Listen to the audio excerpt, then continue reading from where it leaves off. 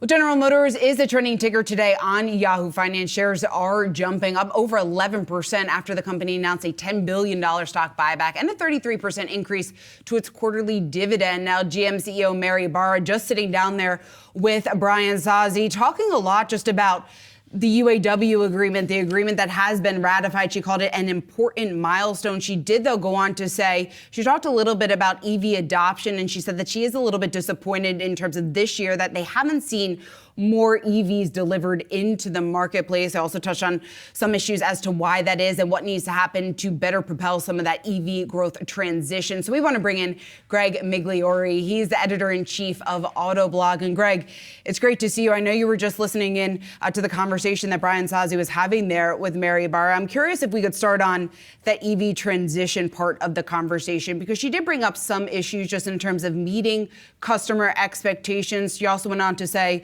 affordability is still an issue. Infrastructure is still an issue. I'm curious what you make of GM's push there, the fact that they haven't been as successful as they have wanted to be up until this point with EV, and what is needed to really, or I guess what is the necessary catalyst in order to really boost that adoption?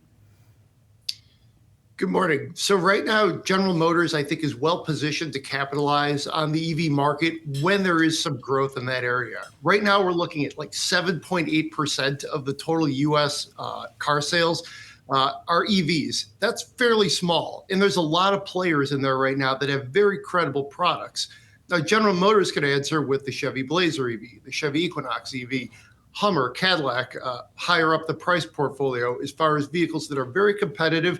They're powered by the Ultium battery pack. So they're well positioned to sort of capitalize on this segment once consumers get there. Some things are out of their control, things like charging, things like government incentives, things like just general, the mood of the public.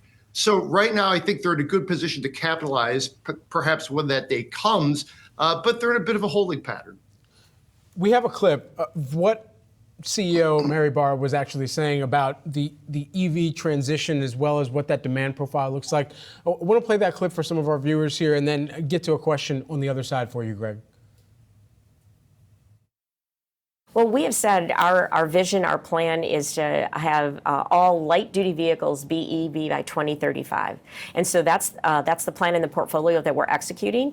Ultimately, the customer decides, and we have flexibility as we can toggle in plants today, and we'll continue to have the ability to toggle between EV and AV. But we do believe in an all-EV future, and we'll be more than ready to go with light-duty by 2035.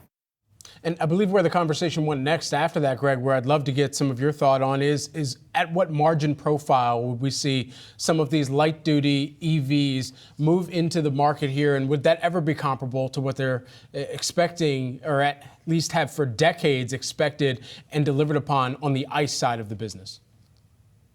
I think it's going to take several years for some of these vehicles to achieve those type of margins. If you look at vehicles like the Chevy Silverado, the Chevy Tahoe, GMC Yukon, hugely profitable vehicles that are sold in wide varieties to a lot of different people. It's going to take a while for things like a Chevy Blazer EV, for example, to achieve that type of scale and thus that type of profitability. I think they're going to be working on that for the rest of the decade, at least. And then when you get to 2035, which is their stated goal, I think at that point, you will see you're going to have to see much better margins, because that will be, at that point, the true basis of the company, of General Motors as an entity going forward. Now, a lot could change before that time. The infrastructure is still an amazing, challenging question. It's something that right now there isn't a great solution to. There's also things that could change, politically. If there were to be a different president next year, 4 years after that, the entire landscape could change as far as how the government is supporting EVs. So there could be potentially some headwinds for General Motors and all automakers as well. There's a lot of uncertainty right now in this space. Greg, speaking of some of the uncertainty within this space, I think a lot of people are waiting to see exactly what the adoption rate is going to look like on the Cybertruck that is being announced and rolled out here from Tesla. Mary Barra did briefly comment on that. She was saying that she is, though, still confident that GM has a winning strategy in the EV truck market. I'm curious, do you view the Cybertruck as a threat here to GM and some of the more traditional automakers when you compare what we're seeing with the Cybertruck to some of their offerings within the EV pickup space? So from a head-to-head truck standpoint, I don't necessarily view it as a true threat because it's sort of a different thing. It's almost like a lifestyle vehicle. It's a design statement. I think it's a very attractive vehicle. I know a lot of other people don't necessarily feel that way, but it's stainless steel, it's wedge-shaped, it has some almost like Tron shapes design cues going back to, say, the 1980s. I think it can be pretty cool. The challenge there is going to be the execution. How is the fit and finish? We've heard a lot of mixed reviews about how the final products are coming together. Elon Musk himself has said prototypes aren't that hard, but building the vehicle's production is actually very difficult. I think you're going to see that with the Cybertruck.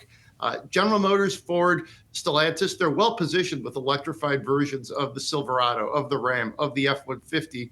So I don't think it's a direct threat because I also feel like, again, the Cybertruck is almost something different. It's going to attract more than just traditional truck buyers.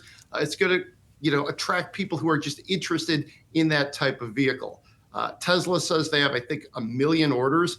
That's like 4 years of a backlog. So we'll see how that all plays out. Yeah. Does it even crab walk, though, Greg? That's the question. I mean, look, we got to leave things here on the day. Is there a price point, though, where the Cybertruck is a bust, potentially?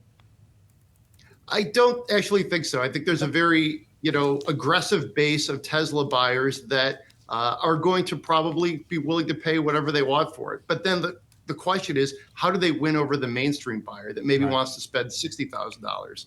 Exactly. We'll see. Greg Migliore, who is the Autoblog Editor-In-Chief. Greg, always a pleasure to get some of your time, insights, and perspective. Appreciate it. Thank you. Thanks.